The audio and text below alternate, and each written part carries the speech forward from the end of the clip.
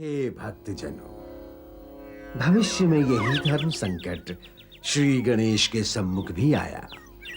मां भुवनेश्वरी ने भावी की रचना लोकहित में ही की थी। इसीलिए श्री गणेश ने इस संकट का सामना किस प्रकार किया, इसकी कथा सुने। मैंने गणों को भेजा है उसे द्वार से हटाने के लिए। माता भुवनेश्वरी की जय, माता पार्वती की जय। देखिए देखिए, माता भुवनेश्वरी गण, की लगता है गण स्वयं ही वहां से हटकर लौट आए हैं। माता भुवनेश्वरी की जय, माता पार्वती की जय, माता भुवनेश्वरी की जय, माँ पार्वती की जय। रक्षा करें देव, वो बालक अति बलवान है, वो डंडे से वार करता है और मारता है। रक्षा करें देव, रक्षा करें। वो बालक कोई साधारण बालक नहीं है, वो बालक बुद्धिमान और साहसी है। नारायण नारायण, तुरंत कुछ उपाय करें परमदेव। नंदी, आज्ञा करें प्रभु। इन गणों को देख रहे हो? इन गणों की यह दशा किसने की है भगवान? कैलाश भवन के द्वार पर खड़े गणपति नाम के एक बालक ने। उस बालक का इतना दुस्साहस जो भोलेनाथ के गणों को प्रताड़ित करे। यहां प्रलाप करने से कुछ नहीं होगा। वहां कैलाश भवन के द्वार पर जाकर उस बालक को हटाओ। अद्भुत बालक है वो, किसी को भी कैलाश भवन के भीतर जाने नहीं देता। भगवान शिव को भी नहीं जाने दिया है ना भगवान? आपको भी नहीं जाने दिया ना? आनंद आ रहा है तुम्हें प्रश्न पूछने पर? नारायण नारायण, आपकी पीड़ा मेरे आनंद का कारण कैसे बन सकती है भगवान? नंदी, क्या तुम यहीं खड़े रहोगे? तुरंत जाता हूं और उस बालक को द्वार से हटाता हूं। सुनो, जाते समय गदा और पर्याप्त संख्या में गणों को भी लेकर जाना। जाता हूं और उस बालक को शिक्षा भी देता हूं। भगवान शिव के गणों के सामने जब दक्ष न टिक सके तो उस बालक की क्या शक्ति है।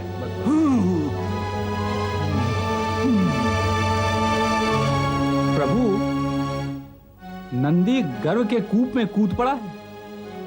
लगता है शिक्षा बालक गणपति को नहीं, नंदी को देना चाहते हैं। आपकी लीला आप ही जाने, करते क्या हैं, कहते क्या हैं, दिखाते कुछ और ही हैं। नारायण नारायण नारायण नारायण। जय माता की। ए अभिमानी बालक, तुमने हमारे गण को क्यों मारा? कौन हो तुम? क्या तुम नंदी को नहीं पहचानते? मैं अपनी माता के अतिरिक्त किसी को नहीं पहचानता, किंतु मुझे अभिमानी कहने वाले तुम इतने अभिमान के साथ क्यों बोल रहे हो? बताता हूँ, पहले तू यहाँ से हट हट। मुझे हटाना चाहते हो तो पहले पृथ्वी पर रखा मेरा पैर हटाओ। अरे तेरा पाँव भी हटाएंगे और तुझे भी उठाकर फेंक देंगे। हाँ, अवश्य फेंक देना, किंतु पाँव हटाने के पश्चात।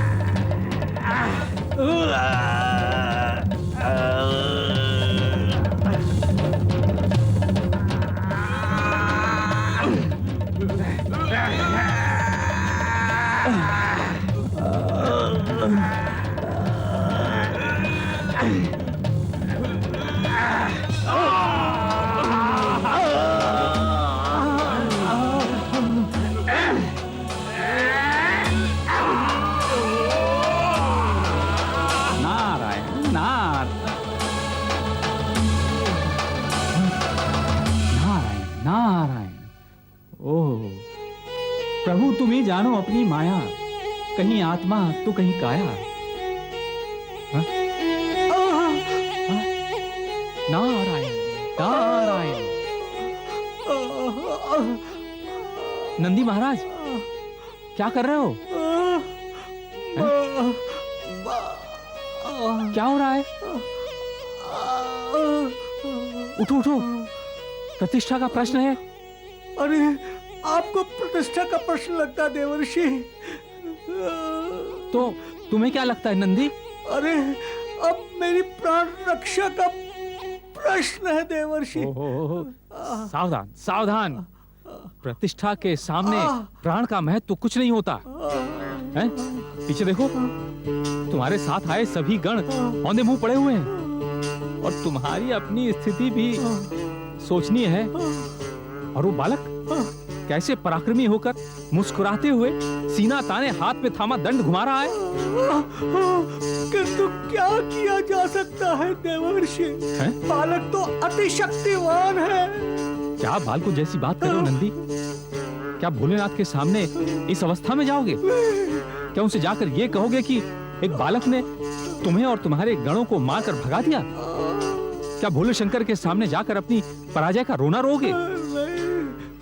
प्राणों का मोह छोड़ो नंदी और प्रतिष्ठा के लिए प्राण को दांव पर लगा दो। लगा दो? अरे शंका है तो जाकर भोलेनाथ से पूछा। नहीं, अब तो भोलेनाथ को मुंह विजय के बाद ही दिखाएंगे। हाँ, ये हुई ना योद्धाओं वाली बात। मनोबल जुटाओ, अपना भी और अपने गणों का भी। किंतु तनिक ठहरो, पहले मैं अपनी सुरक्षा की व्यवस्था कर लेता हूँ। सुरक्षा? नारायण नारायण नारायण। उठो मेरे वीर गणों, उठो।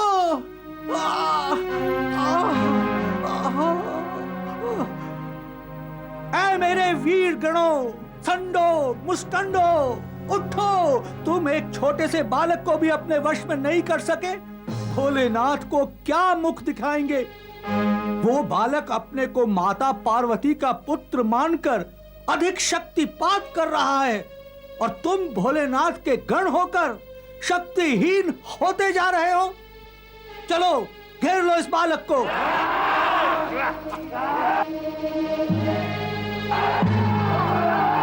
चलो। ऐ दुष्ट बालक, अपने आप को माता पार्वती का पुत्र समझता है, हमको आतंकित किया है। अब तुम्हारी ये धूर्तता नहीं चलेगी। धूर्तता कहाँ चल रही है विशालकाय? ये तो विश्वास है जो पल और चल रहा है। तुम नहीं भी मानते तब भी ये तो स्पष्ट है कि माता पार्वती का पुत्र बनने से शक्ति का कितना बड़ा भंडार प्राप्त हो जाता है। अरे कपटी, तेरा भंडार तो हम अभी समाप्त कर देते हैं। तू तो माता पार्वती का पुत्र है ही नहीं, परंतु हम भोलेनाथ के सेवक अवश्य हैं। तू हमसे भयभीत रहे। भय? और तुमसे?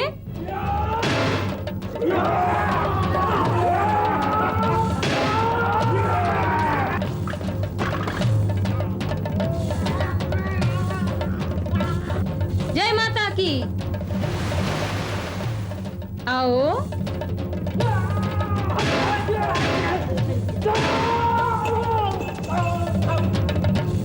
महादेवी, गणों और नंदी को गणपति ने परास्त कर दिया।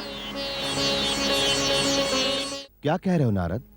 वही कह रहा हूं प्रभु, जो मैंने स्वयं अपनी आंखों से देखा है। वो बालक साक्षात महाकाल है। उसने नंदी और गणों को क्षण के क्षण में धराशायी कर दिया। उस बालक ने? हाँ प्रभु, उसी बालक ने। लगता है मां आदिशक्ति भुवनेश्वरी ने स्वयं उस बालक को अपनी महाशक्ति प्रदान की है। कहता है मैं अजन्मा हूं। प्रभु, आप स्वयं चलकर उस बालक का क्रोध शांत करें, अन्यथा वो प्रलय मचा देगा। उस बालक का उपाय तो करना ही होगा नारद। अवश्य ही करना होगा। चले ब्रह्मा जी, सभी देवगण को साथ लेकर चलते हैं। उस बालक के उत्पात को तो रोकना ही होगा। उत्पात को रोकने से पूर्व बालक के विषय में परिचय प्राप्त कर लेना आवश्यक है। परिचय प्राप्त करने का समय नहीं है परमपिता। विलंब हो गया तो अनर्थ भी हो सकता है। अनर्थ? कैसा अनर्थ? अब अनर्थ कैसा होता है? जो अर्थ को उलट दे वही अनर्थ। अच्छा नारद, ये तो बताओ, क्या वो बालक तुम्हें कोई असुर पुत्र लगता है? कदापि नहीं, कदापि नहीं। वो बालक तो दिव्य आभा से पूर्ण है और स्वयं को माता पार्वती का पुत्र बताता है। माता पार्वती का पुत्र? माता पार्वती का पुत्र? असंभव। सर्वथा असंभव। शिवपुत्र का नाम तो कार्तिकेय है। कार्तिकेय भला ऐसा उत्पात क्यों करेंगे? हाँ, मुझे तो लगता है ये किसी मायावी असुर की माया है। नारायण नारायण। देवराज, तनिक भी असुविधा होने पर आप सदा विपक्ष पर आरोप लगाने लगते हैं। ये उचित नहीं है। नारद, उस बालक के क्रोध का कारण क्या है? प्रभु, सभी चाहते हैं कि वो बालक उस स्थान से हट जाए। कौन चाहता है? स्वयं भोलेनाथ चाहते हैं। पर क्यों? इसलिए कि बालक भोलेनाथ को भी कैलाश भवन में भीतर प्रवेश नहीं करने दे रहा है। घोर आश्चर्य। ये तो हठ धर्मिता है। भोलेनाथ को उनके कैलाश भवन में प्रवेश न करने देना तो उदंडता है। किंतु ये उदंडता भोलेनाथ सहन क्यों कर रहे हैं? तो क्या वे बालक से युद्ध करेंगे? नारद, तुम तो वहां का दृश्य प्रत्यक्ष देख आए हो। इस समय वहां की क्या स्थिति है? आहा, स्थिति विकट है प्रभु, विकट। नंदी तथा अन्य गण क्षत विक्षत अवस्था में इधर उधर पड़े हुए हैं। नहीं थे से तुम्हारा क्या अभिप्राय है? प्रभु, मैंने नंदी को प्रोत्साहित किया कि वो उठकर बालक से युद्ध करे, अन्यथा वो तो हताश हो चुका था। अर्थात तुम वहां भी अपनी लीला का विस्तार कर आए हो। आवश्यक था प्रभु, अति आवश्यक था। नंदी तो परास्त होकर प्राणों की चिंता में पड़ गया था। और तुम उसे प्राणों की चिंता से उठाकर प्रतिष्ठा की चिंता में पटक आए हो, जिससे और पटकियां खाता रहे। बालक के उपद्रव व उत्पात पर कुछ समय के लिए विराम लगाना आवश्यक था प्रभु, जिससे मैं आपको समय रहते सूचित कर सकूं। इस समय भोलेनाथ धर्म संकट में है। बालक का वध करने में उन्हें संकोच हो रहा है, किंतु बालक उनके गणों को धराशायी करने में तनिक भी संकोच नहीं कर रहा है। मेरा विचार है, हम सभी देवगण को कैलाश चलकर भोलेनाथ को इस संकट से उबारना चाहिए। तो चलें? चलिए।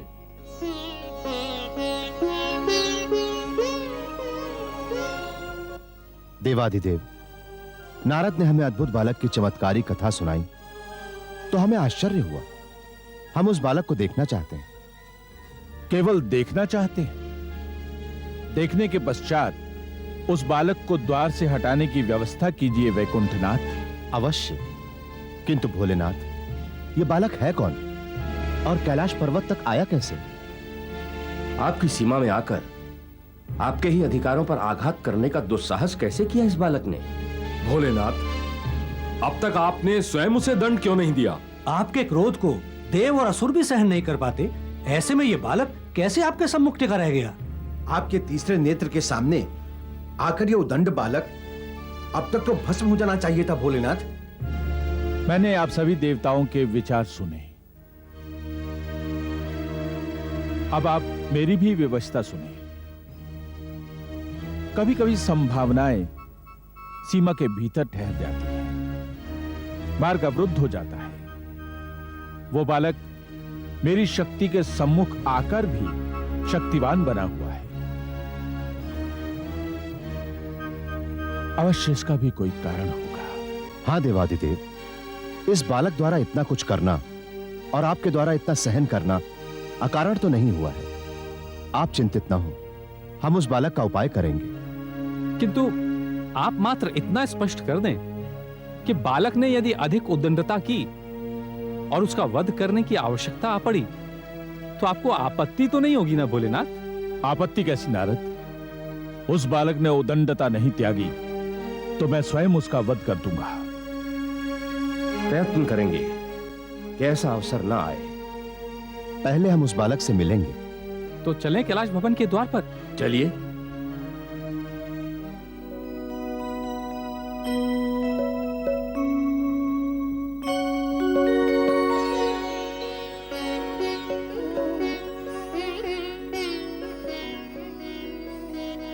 यस्य विश्व उपासते ताभ्याम सर्वेण नमो नमः। आयुष्मान कीर्तिमान भव। बालक, तेरी विनम्रता और पराक्रम प्रशंसनीय है, किंतु शिवजी के गणों को मारकर तुमने घोर अपराध किया है। हे महाप्रभु, शास्त्र कहते हैं कि गुणीजन को मात्र एक ही पक्ष का कथन सुनकर अपना न्याय प्रकट करना नहीं चाहिए, कारण कि ऐसा न्याय निष्पक्ष नहीं होता। अपने पक्ष में तुम्हें क्या कहना है बालक? आप स्वयं ही निर्णय करें महामान्य कि जब मेरी माता ने मुझे आज्ञा दी कि मैं भीतर किसी को भी प्रवेश ना करने दूं, तो मुझे अपनी माता की आज्ञा का पालन करना चाहिए अथवा नहीं? मैं विष्णु तुम्हें आज्ञा देता हूं कि द्वार से हट जाओ। मैं ब्रह्मा तुम्हें यही आज्ञा देता हूं, और मैं इंद्र तुमसे ये कहता हूं कि इस द्वार से हट जाओ। हे आदरणीय देवगण, आप सब मेरे पूज्य हैं, किंतु मैं आपको मेरे मातृधर्म में बाधक नहीं होने दूंगा। अर्थात मुझे जन्म देने वाली माता मेरे लिए तो सर्वोपरि है, उससे बढ़कर मेरे लिए अन्य कोई नहीं। मैं अपनी माता की आज्ञा का पालन करके आप देवगणों की अवज्ञा तो कर सकता हूँ, किंतु आपकी आज्ञा मानकर माता की अवज्ञा नहीं कर सकता। बालक, तुम अपनी सीमा को लांघ रहे हो। इस हठ धर्मी का परिणाम जानते हो? परिणाम? जीवन और प्राणों के मोह से माता की आज्ञा श्रेष्ठ है। लगता है तुम बातों से नहीं मानोगे। आपका विश्वास और प्रणाली आगातों से मनवाने की हो तो प्रयत्न कर देखें। हे मां भुवनेश्वरी के श्रद्धालु भक्तजनों, इस प्रकार श्री हरि विष्णु, श्री ब्रह्मा जी तथा अन्य देवगणों ने श्री गणेश को समझाने का प्रयत्न किया, किंतु गणेश जी नहीं माने। शिव जी ने तब क्रोधित होकर त्रिशूल से गणेश के मस्तक को धड़ से अलग कर दिया। गणेश की चीख पुकार सुनकर महादेवी पार्वती बाहर आई और क्रोधित होकर कहने लगी, मेरे गणेश का वध करने वाले का मैं वध कर दूंगी। महादेवी पार्वती क्रोधाग्नि में नव दुर्गा का रूप धारण करती हैं।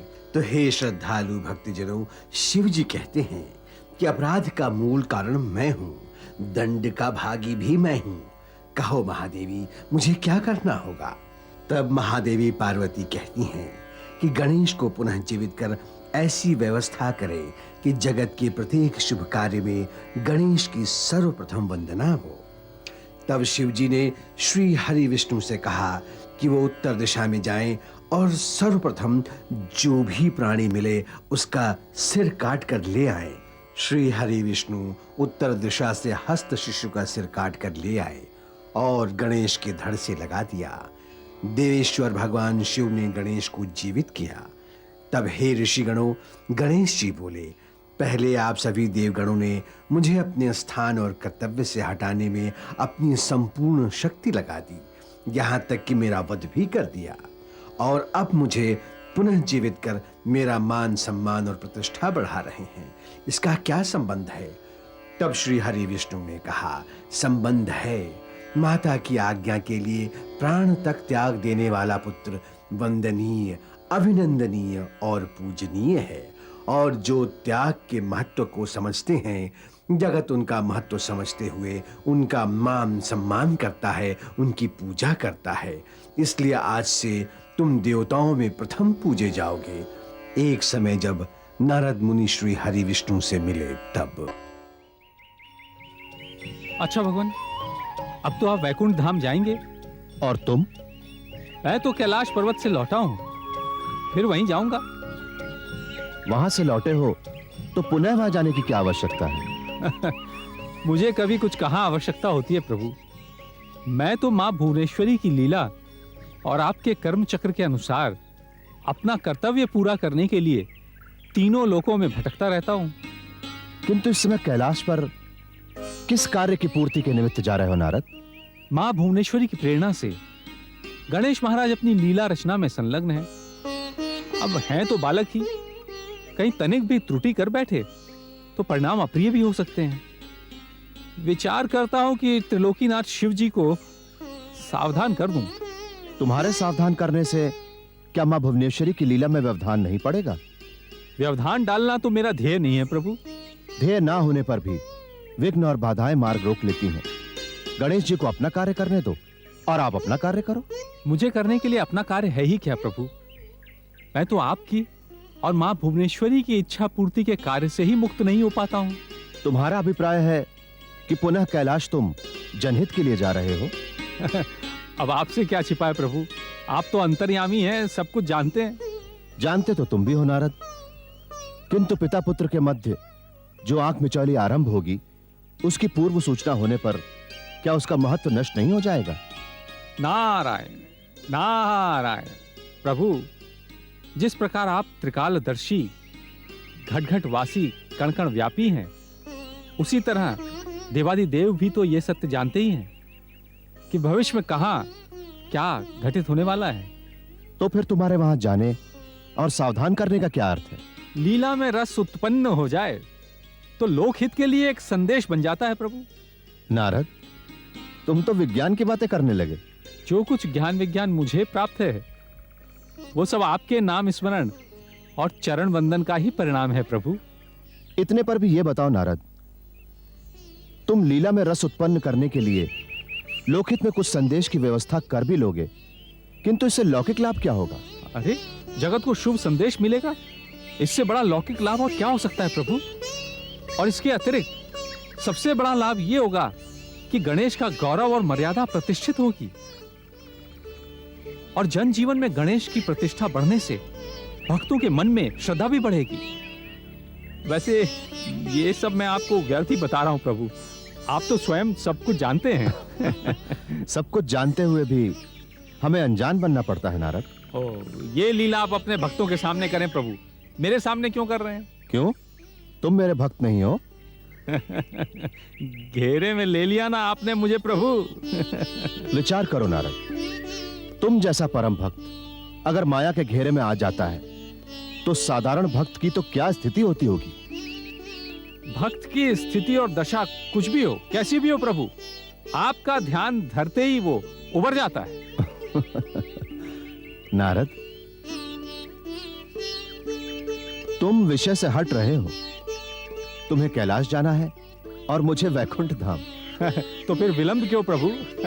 नारायण नारायण नारायण।